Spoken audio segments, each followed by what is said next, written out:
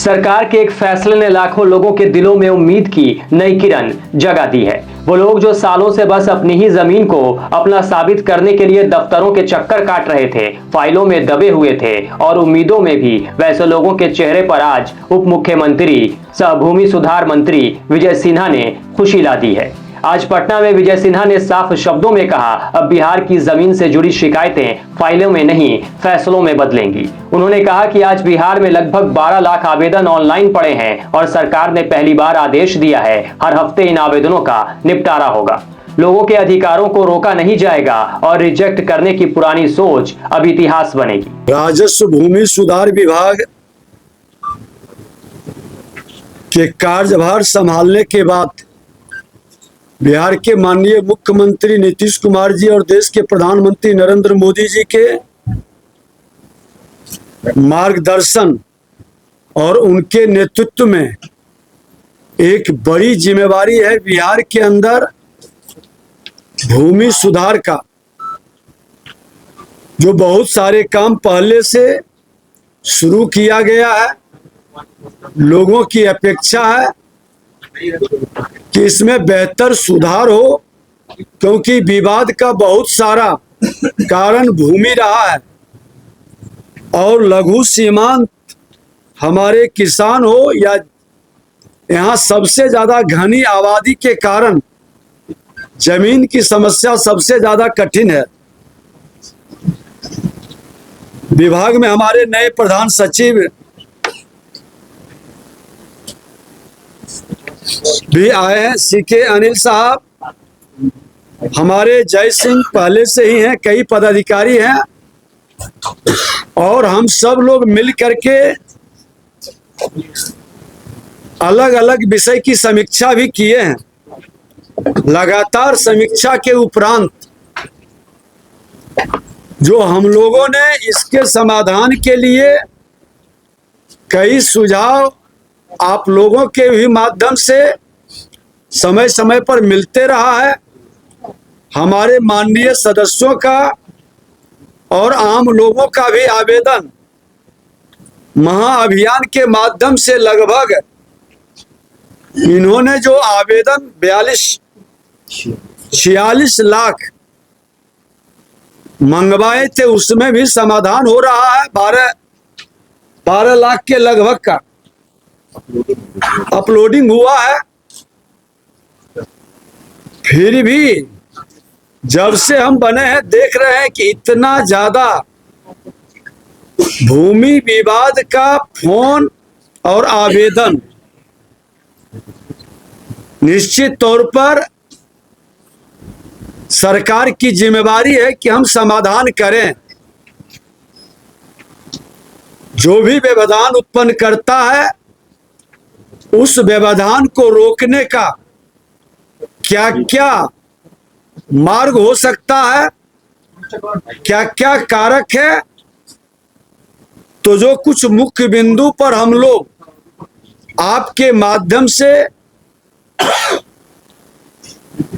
समीक्षा के क्रम में लोगों तक संदेश दिए हैं। अपने पदाधिकारियों के बीच हमारे प्रधान सचिव और सचिव भी पत्राचार और वीडियो कॉन्फ्रेंसिंग के माध्यम से बातचीत किए हैं। वो है पहला दाखिल खारिज और परिमार्जन। दाखिल खारिज परिमार्जन में जो देरी हो रहा है जिससे असंतोष बढ़ता है, हमने स्पष्ट शब्दों में कहा है कि हमारी पहली प्राथमिकता दाखिल खारिज और परिमार्जन होगा और इसके अंदर हमारे राजस्व कर्मचारी हो, अंचलाधिकारी हो, डीसीएलआर हो, एडीएम हो या समाहर्ता हो या कमिश्नरी स्तर पर जो सुनवाई होती है, इन सब की समीक्षा साप्ताहिक होगी और कितने शिकायतों का डिस्पोजल हुआ है इसकी भी समीक्षा होगी। समयबद्ध निष्पादन के हमने कड़े निर्देश दिए हैं और जो हमारा परिमार्जन प्लस पोर्टल पर आवेदन निष्पादन का हम समीक्षा भी करेंगे और हमने साफ निर्देशित किया है सभी लोगों को कि अनावश्यक रिजेक्ट करने का मानसिकता त्यागे। फील्ड स्तर के अधिकारियों द्वारा बिना कारण रिजेक्ट या रेफर किए जाने की प्रवृत्ति पर हमने रोक लगाई है।